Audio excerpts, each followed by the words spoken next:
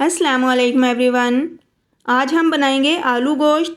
बहुत ज़्यादा आसान और शॉर्टकट वे में मैं इसे बनाकर तैयार करूंगी। रेसिपी बहुत ज़्यादा इंटरेस्टिंग और डिफरेंट होने वाली है। बस आपसे रिक्वेस्ट है कि वीडियो को फुल वॉच किया करें, वीडियो को लाइक करें और इसे ज़्यादा से ज़्यादा शेयर करें। और अगर आप मेरे चैनल पर न्यू हैं तो चैनल को सब्सक्राइब भी कर दें ताकि मेरी आने वाली हर नई वीडियो का नोटिफिकेशन आपको मिल सके। तो फिर ये मज़ेदार सी रेसिपी देखने के लिए आप मेरे साथ रहिए और वीडियो को फुल वॉच कीजिए। बिस्मिल्लाहिर्रहमानिर्रहीम। तो सबसे पहले मैंने यहाँ पर हाफ़ के जी मटन लिया है। मटन को मैंने अच्छे से वॉश कर लिया है। आप चाहें तो ये रेसिपी फ़ॉलो करते हुए इसे बीफ में भी बना सकते हैं। तो इसके साथ मेरे पास ये खड़े मसाला जात हैं, जिनमें एक तेज़ पत्ता है, एक बादियान का फूल, एक बड़ी इलायची, 4 से 5 अदद लौंग, एक छोटा टुकड़ा दालचीनी और 1 टेबल स्पून मेरे पास ज़ीरा है। इसके साथ मैंने प्याज लिया है जिसे मैंने रफली चॉप कर लिया है। 2 टेबल स्पून मेरे पास लहसुन और अदरक का पेस्ट है। 2 बड़े साइज़ के टमाटर जिन्हें मैंने बारीक चॉप कर लिया है और 6 से 7 अदद मेरे पास बारीक कटी हुई हरी मिर्चें हैं। तो चलिए अब बनाना स्टार्ट करते हैं। सबसे पहले हम कढ़ाई में 1 बड़ा चम्मच ऑयल शामिल करेंगे।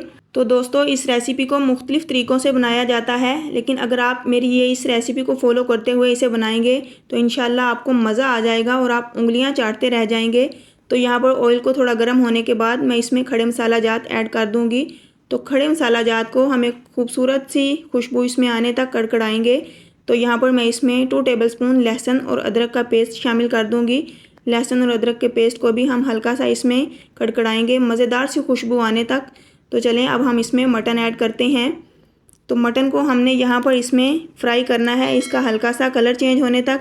बहुत ज़्यादा हमने इसको यहाँ पर नहीं भूनना, जस्ट इसकी स्मेल ख़त्म करने के लिए हम इसको खड़े मसाला जात और लहसुन अदरक के पेस्ट के साथ फ्राई करेंगे तकरीबन 3 से 4 मिनट। तो यहाँ 3 से 4 मिनट मैंने इसको फ्राई कर लिया है और ये बहुत अच्छे तरीके से हमारा रोस्ट हो चुका है। तो चलें अब हम इसमें बाकी के इंग्रेडिएंट्स ऐड करते हैं। तो सबसे पहले मैं यहाँ पर इसमें प्याज ऐड कर दूँगी। तो प्याज के साथ ही अब इसमें हम टमाटर और हरी मिर्चें भी ऐड कर देंगे। तो यहाँ पर हम बारी बारी इसमें तमाम इंग्रेडिएंट्स डालते जाएंगे। तो बस ये तमाम चीज़ें ऐड करने के बाद अब हम एक बार इसको फिर से अच्छे तरीके से फ्राई करेंगे तकरीबन 4 से 5 मिनट के लिए, ताकि ये तमाम चीज़ों का टेस्ट आपस में बैलेंस हो जाए और गोश्त के अंदर एक मज़ेदार सी खुशबू आ जाए। तो यहाँ पर अब हम इसमें स्पाइसेस ऐड करते हैं। 1 टेबल स्पून मैंने इसमें कुटी हुई लाल मिर्च ली है, हाफ़ टेबल स्पून नमक या फिर आप हस्बे जायका डाल सकते हैं, हाफ़ टेबल स्पून पिसी हुई लाल मिर्च और 1 टीस्पून के बराबर इसमें मैंने हल्दी ऐड कर दी है। बस इस स्टेज पर हमने यही मसाला जात डालने हैं, बाकी के स्पाइसेस हम आगे चलकर इसमें डालेंगे। तो ऐसा हम क्यों करेंगे ये मैं आपके साथ आगे चलकर शेयर करूँगी। तो यहाँ पर हम गोश्त को गलने के लिए अब इसमें पानी ऐड करेंगे।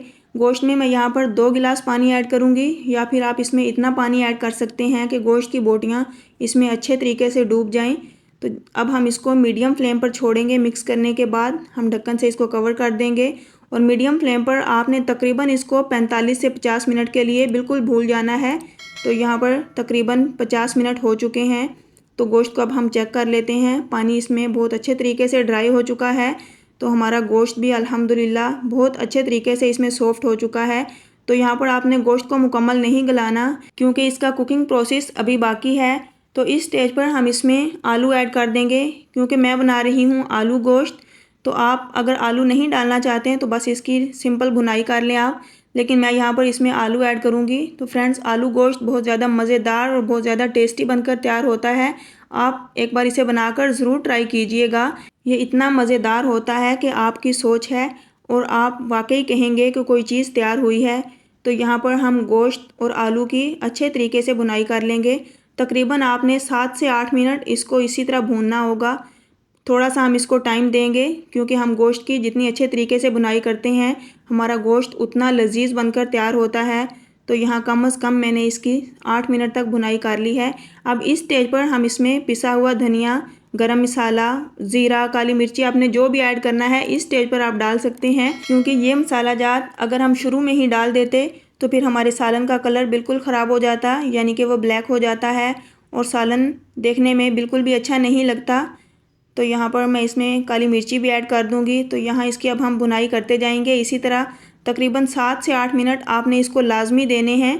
तो यहाँ गोश्त की अच्छे तरीके से बुनाई हो चुकी है, आलूओं का भी कच्चापन ख़त्म हो गया है। तो इस स्टेज पर हम इसमें पानी ऐड करेंगे। जितनी आपको ग्रेवी चाहिए होगी आप अपने हिसाब से इसमें पानी ऐड कर सकते हैं। तो मैं यहाँ पर इसे 2 गिलास पानी ऐड करने के बाद इस तरह हल्के हाथों से मिक्स करूँगी। अच्छे से मिक्स करने के बाद अब हम इसको छोड़ देंगे। फ्लेम हमने इसके नीचे इस स्टेज पर हाई रखना है क्योंकि गोश्त ऑलरेडी पका हुआ है। तो हम हाई फ्लेम पर इसे पकाएंगे तकरीबन 15 से 20 मिनट के लिए। तो अल्हम्दुलिल्लाह 15 से 20 मिनट गुजर चुके हैं और सालन की लुक चेक करते हैं। तो हमारा सालन यहाँ पर मुकम्मल तैयार हो चुका है। अब यहाँ इस स्टेज पर एक डिफरेंट सा टेस्ट हमने इसके अंदर डेवलप करना है, जिसके लिए मैं 1 टेबलस्पून कसूरी मेथी लूँगी। हाथों की मदद से इस तरह मसल कर मैं इसमें डाल दूँगी। इस चीज़ को आपने बिल्कुल भी मिस नहीं करना क्योंकि बिल्कुल लास्ट में जब हम इसमें कसूरी मेथी ऐड करेंगे तो सालन के टेस्ट को 4 चांद लग जाएंगे। तो यहाँ पर हम आलू को चेक कर लेते हैं। हमारे आलू भी बहुत अच्छे तरीके से सॉफ्ट हो चुके हैं और जो कोई गोश्त में कसर बाकी रह गई थी वो भी यहाँ पर मुकम्मल डन हो चुका है। तो चलें अब हम इसको सर्व करते हैं। तो ये देखें अल्हम्दुलिल्लाह हमारा बहुत ही मज़ेदार मटन आलू गोश्त बनकर रेडी हो चुका है। आप इसे बीफ में भी बना सकते हैं। बहुत ही मज़ेदार, बहुत ही ज़्यादा डिलीशियस और आसान सी रेसिपी है। इसे मैंने बहुत सादा से तरीके से बनाया है लेकिन खाने में इतनी मज़ेदार है कि आप प्लेटें चाटते रह जाएंगे मगर आपका मन नहीं भरेगा। तो मिलती हूँ नेक्स्ट एक मज़ेदार रेसिपी के साथ। मुझे अपनी दुआओं में याद रखिए। अल्लाह हाफिज़।